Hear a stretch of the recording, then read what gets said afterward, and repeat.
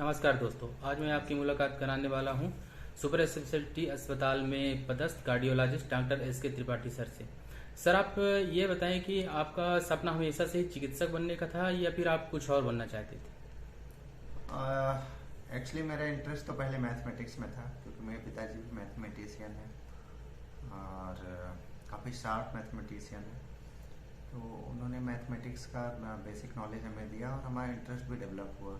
लेकिन 10वीं के बाद ही उन्होंने हमें बोला कि बेटा, हमारी इच्छा है कि तुम डॉक्टर बनो। तो हमें थोड़ा सा झटका तो लगा कि हमें मैथमेटिक्स अच्छी लगती है, बायो में कैसे करेंगे, लेकिन कोई पिताजी ने बोला, उनका सपना था। तो हमने फिर इंटरेस्ट डेवलप किया, अपना मन बनाया और फिर उसके बाद हमने बायो से 10th 12th किया। प्रॉब्लम फिर तब स्टार्ट हुई असली, क्योंकि हम गांव में हमने 10वीं 12वीं की थी। बेस उतना अच्छा था नहीं, टीचिंग उतनी अच्छी नहीं थी, फोकस टीचिंग नहीं थी कि जैसे बेसिकली टेक्निकल टीचिंग जैसे होती है पीएमटी और पीटी के लिए, वो कोई टीचिंग नहीं थी। ना ही हमारे किताबों का नॉलेज था, ना ही हमारा कोई कलीग था जो पीएमटी की तैयारी करता हो। बहुत ही मुश्किल था, इसलिए 12वीं के बाद तो पीएमटी में कुछ हुआ नहीं। 12वीं के बाद फिर हम रीवा आके हमने कुछ देखा, कुछ बुक्स होती हैं अच्छी, लेकिन ज़्यादातर अच्छी जो बुक्स थी उस समय की वो सारे इंग्लिश मीडियम में थे और हम इंग्लिश मीडियम से बेसिकली पढ़े नहीं थे, हिंदी मीडियम था हमारा। इसलिए प्रॉब्लम काफ़ी हुई, 1 साल तो लग गए पूरा बुक्स को, टेक्निकलिटीज़ को समझने में। इसलिए पहला साल भी निकला, उसके बाद धीरे धीरे रैंक बननी स्टार्ट हुई। दूसरे साल में थोड़ा सा रैंक रह गई और तीसरे साल में फिर मेरा सिलेक्शन हुआ। रीज़न बस वही था, एक तो मीडियम, दूसरा फोकस्ड। बेसिकली हमारा कोई उसमें कैसे तैयारी करना कुछ भी नॉलेज नहीं था, ना पीयर ग्रुप था कोई भी, ना ही कोई कोचिंग का हमें अंदाजा था। मेरे पिता एक टीचर हैं, 3 सिस्टर हैं, एक मैं इकलौता भाई हूँ। तो उनके पास इतने पैसे भी नहीं थे कि वो हमें कोचिंग के लिए कहीं भी भेज पाए, इसलिए इतना स्ट्रगल हुआ और आखिरकार फिर सपना साकार हुआ।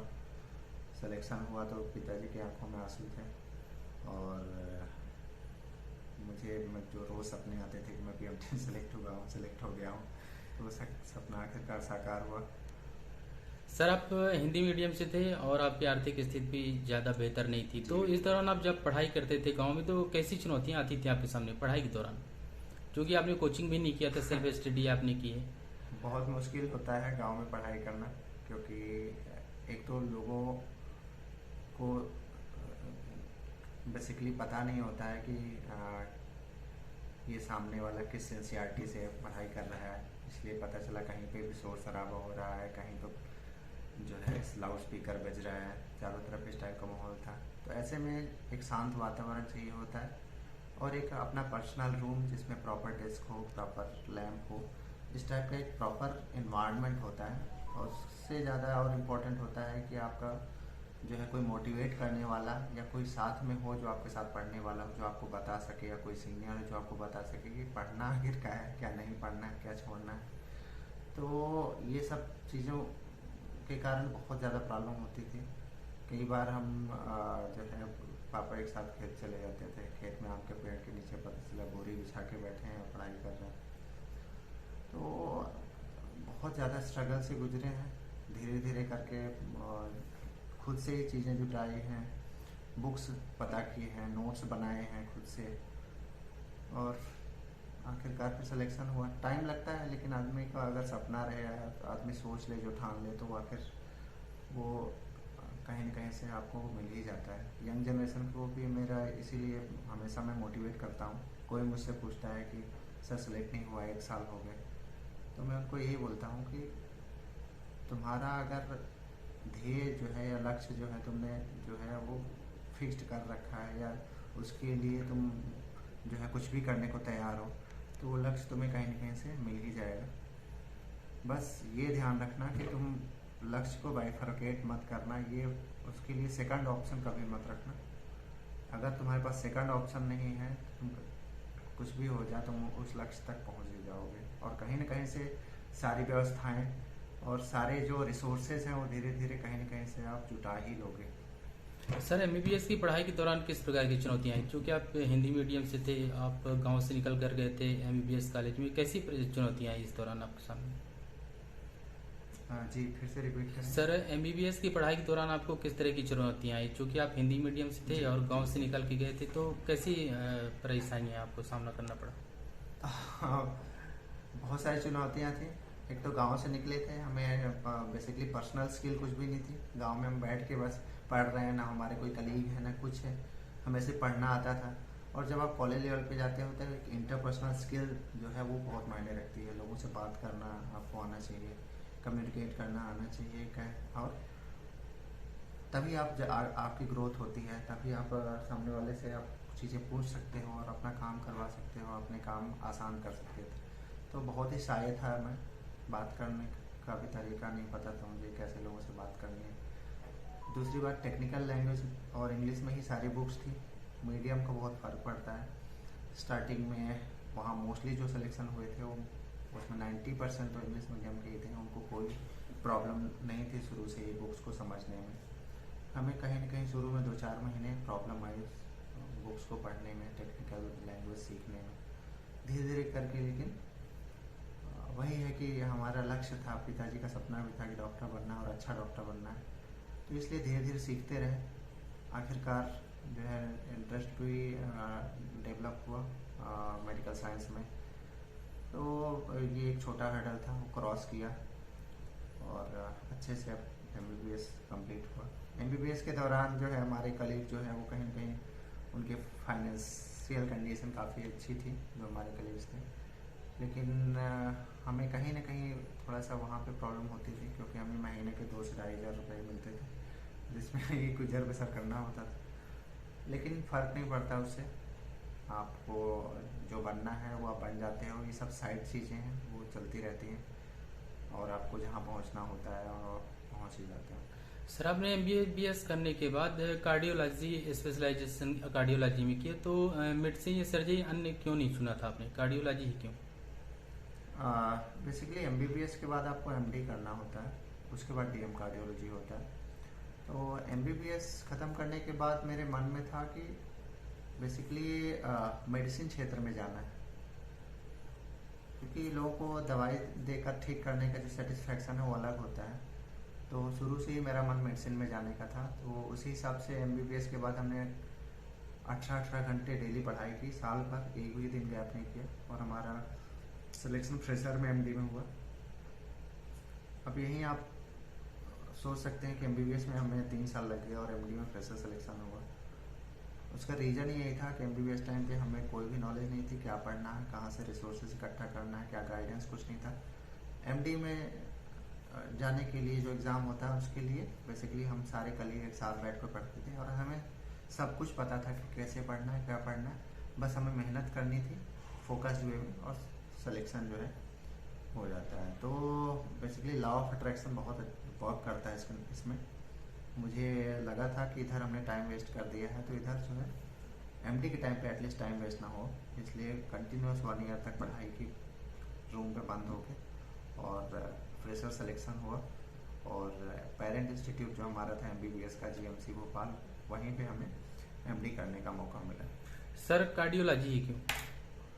बेसिकली एमडी टाइम में मेरी और मेरा फ्रेंड है, उन दोनों की पोस्टिंग साथ में लगी कार्डियोलॉजी वार्ड में।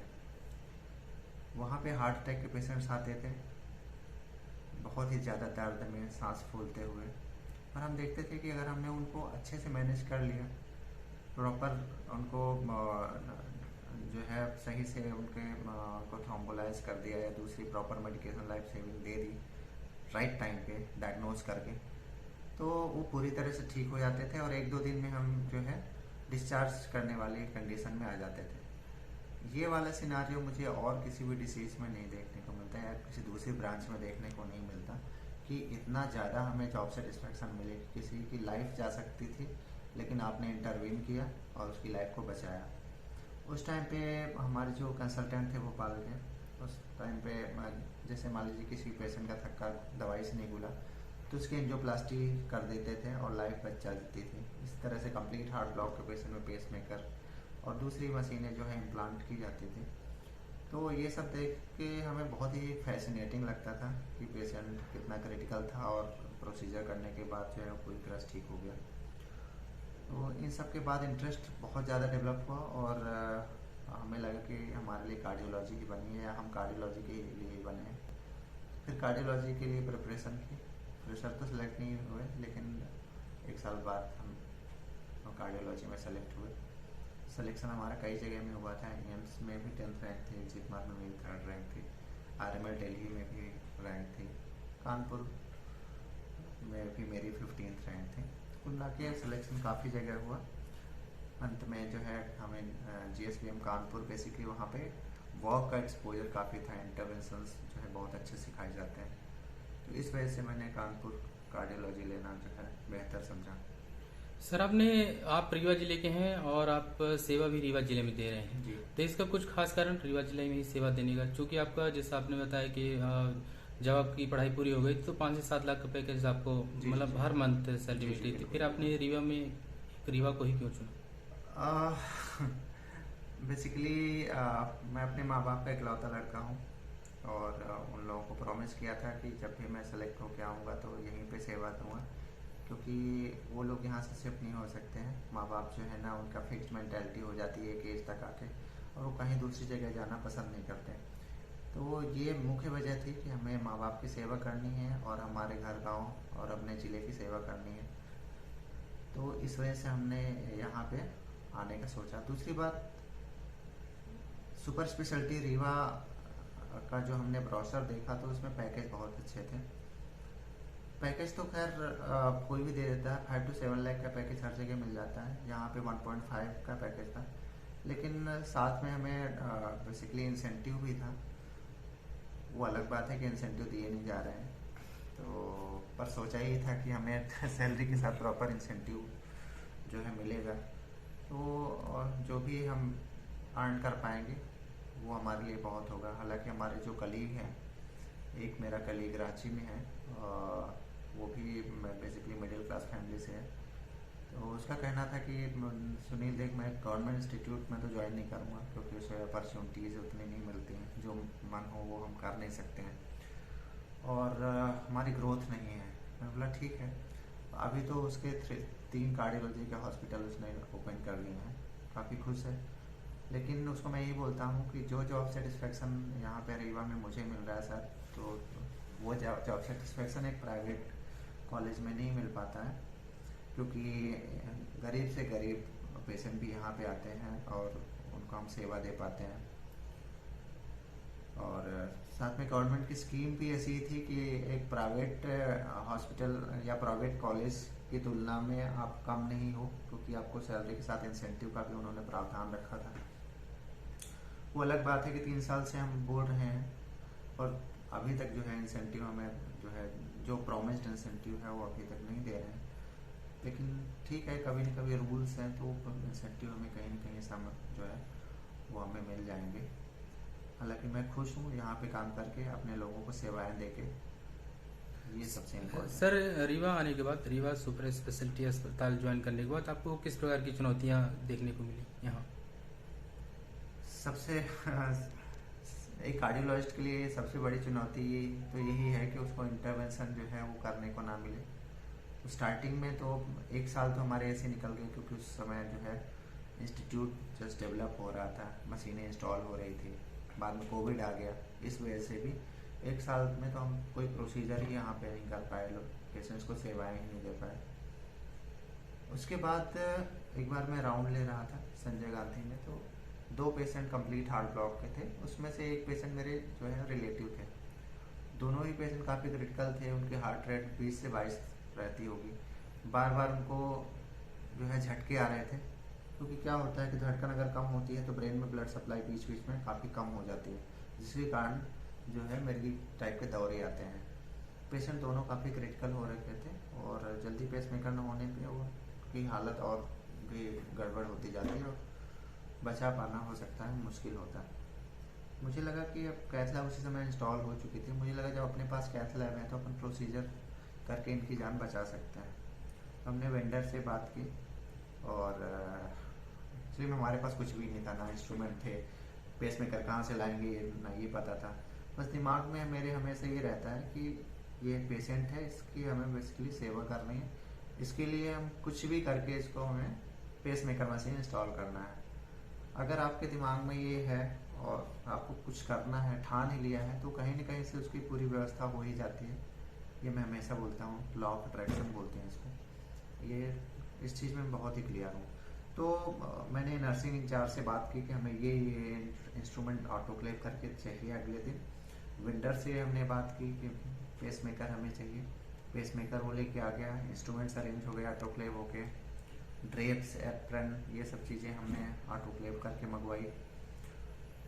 तो अब सोचिए, जो प्रोसीजर जो है 1 से 1.5 घंटे में कंप्लीट हो जाता है, तो 2 प्रोसीजर के लिए हमने जो यहाँ पे अरेंजमेंट करना था वो सब अरेंज करने में, उन दोनों पेशेंट को शिफ्ट करा के पेस मेकर करने में हमें सुबह 10 से रात के 1 बज गए। आप सोच सकते हैं कि कितना स्ट्रगल करना पड़ा था इस यहाँ पे प्रोसीजर्स को स्टार्ट करने में। इसके बाद फिर धीरे धीरे एंजियोग्राफी के लिए हमने मटेरियल्स अरेंज कराए, कंज्यूमेबल्स अरेंज कराए। पहले एंजियोग्राफी जो किया था वो माता जी मेरी पेशेंट थी, हार्ट अटैक उनको हुआ था। उनकी भी एक अलग कहानी है। उनको बेसिकली हार्ट अटैक आया था, तो उन्हें पता चला था कि डॉक्टर एस के नए डॉक्टर हैं, तो उनके पास चलते हैं। तो बहुत तेज दर्द के साथ मेरे पास आई थी माता जी। मुझे याद है कि मैंने अपनी कार में बैठा के और हॉस्पिटल लाया था, उनको मैनेज कराया था। उसके बाद फिर हमें लगा कि इनका एंजियोग्राफी करना चाहिए, तो हमने एंजियोग्राफी किया। लेकिन हमारे पास उस समय कोई भी कंज्यूमेबल नहीं थे एंजियोप्लास्टी के लिए, बहुत ही सिंपल सा प्लास्टी थी, इसलिए उनको फिर बाहर भेजना पड़ा। फिर धीरे धीरे करके जो हमने कंज्यूमेबल्स अरेंज किए, और पहला जो एंजियोप्लास्टी का पेशेंट था वो भी मेरे गाँव का ही पेशेंट था, उनको एडमिट किया था, एंजियोप्लास्टी के लिए लिया।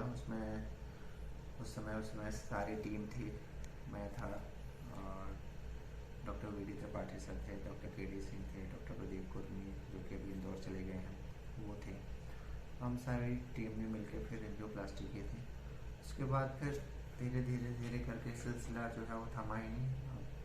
आज ये हाल है कि 3000 के राउंड एंजियोप्लास्टी हो चुकी है, 5000 से ज़्यादा प्रोसीजर हो चुके हैं हार्ट के, पेस मेकर 500 से भी ज़्यादा हो चुके हैं। पेसिंग डिवाइस ऐसी यहाँ पे लग चुकी हैं जो मध्य प्रदेश में कहीं भी नहीं लगी, जैसे लीडलेस पेस मेकर है, लॉर्ड CRT है, एक्टिव लीड फिक्सेशन के साथ जो कॉम्पिया डिवाइस लगी थी CRTD की, वो भी फर्स्ट टाइम यहीं पर लगी थी।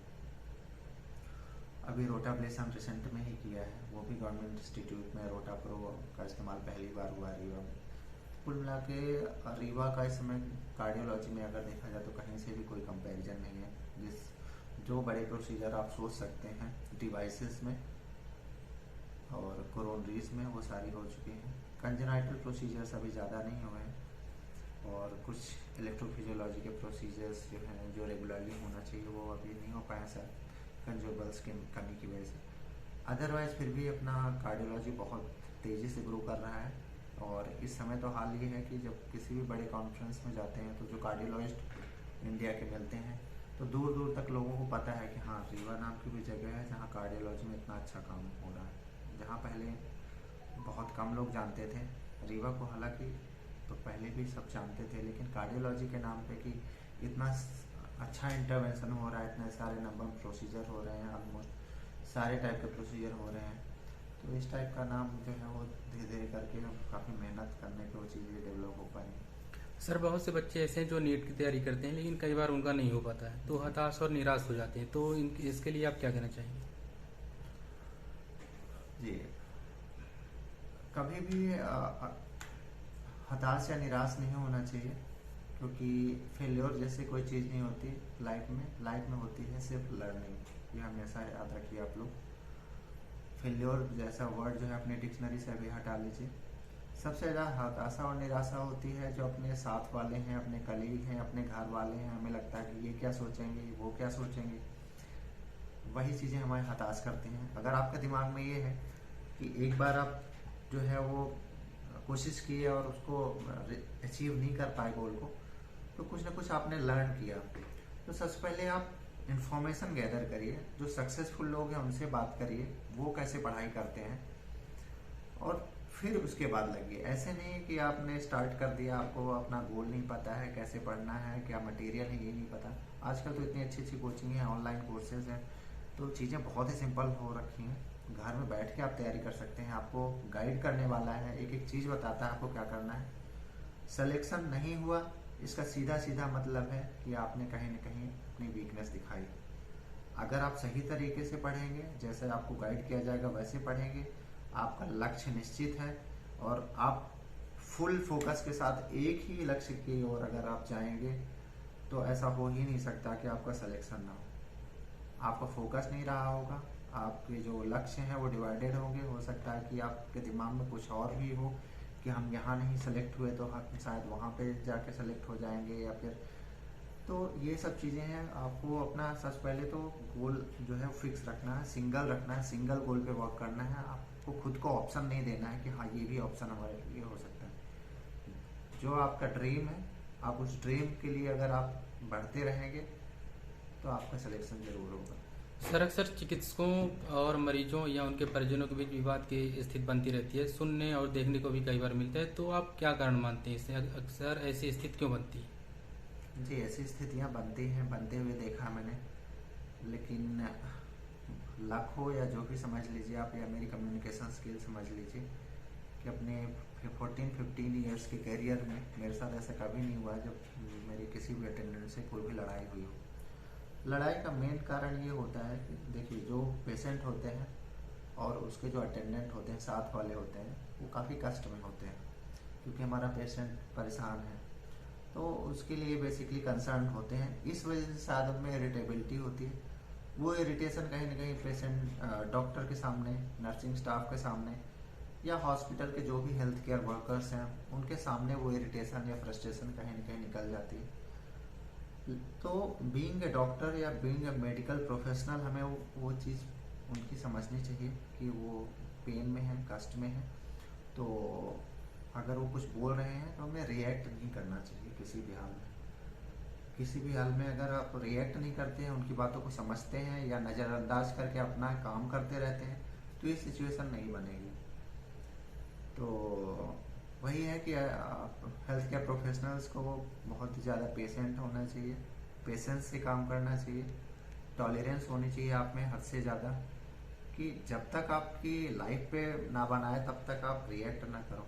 हाँ, कुछ लोग ऐसे भी होते हैं जो ज़रूरत से ज़्यादा इरिटेट होके कुछ ऐसे बेसिकली बिहेव करने लगते हैं जो शोभा नहीं देता। तो जनरल पब्लिक को भी ऐसा नहीं करना चाहिए। आप इसलिए इस हद तक नहीं चले जाना चाहिए कि सामने वाले को रिएक्ट करना पड़े। तो वही है, दोनों तरफ समझदारी होनी चाहिए। पर बीइंग ए डॉक्टर, मैं तो यही कहूँगा कि हमारे जो हेल्थ केयर प्रोफेशनल्स हैं, चाहे वो नर्सिंग स्टाफ हो या दूसरे वर्किंग स्टाफ हो, टेक्नीशियंस हो, वो अपना दिमाग बिल्कुल कूल रखें, ठंडा रखें और सिर्फ मरीज के हित के लिए अपना काम करें और उनकी बातों पे ध्यान न दें। हो सकता है वो इरिटेटेड हो, परेशान हो, इसलिए ऐसा कर रहे हैं। ऐसा अगर हो जाए तो मुझे नहीं लगता कि कभी भी लड़ाई की है उसकी नौबत आएगी। सर, एमबीबीएस और पीजी करने वाले विद्यार्थियों को आप क्या कहना चाहेंगे, क्या संदेश देना चाहेंगे? बस संदेश यही है कि आप सबसे पहले तो आपके दिमाग में ये होना चाहिए कि आप एमबीबीएस और पीजी इसलिए कर रहे हो कि समाज की सेवा कर पाओ। अगर ये ध्येय आपके दिमाग में है कि आप समाज की सेवा करने के लिए, ज़्यादा से ज़्यादा लोगों को सेवा करने के लिए एमबीबीएस या पीजी कर रहे हो, तो आपका फोकस स्टडी में भी ज़्यादा लगेगा। आप जो क्लिनिकल आपका सेंस जो डेवलप होगा वो और अच्छा डेवलप होगा, क्योंकि आपके दिमाग में क्लियर है कि हमें लोगों की सेवा अच्छे से अच्छे तरीके से करनी है। तो आप ज़्यादा से ज़्यादा चीज़ें लर्न भी करोगे, ज़्यादा से ज़्यादा सीखोगे, और जब इस सीख के आप फील्ड में आओगे तो एक अच्छे डॉक्टर बन के निकलोगे, क्योंकि आपको पता है कि हमें लोगों की सेवा करनी है और नर सेवा नारायण सेवा के सिद्धांत पे हमें काम करना है। जी सर, धन्यवाद।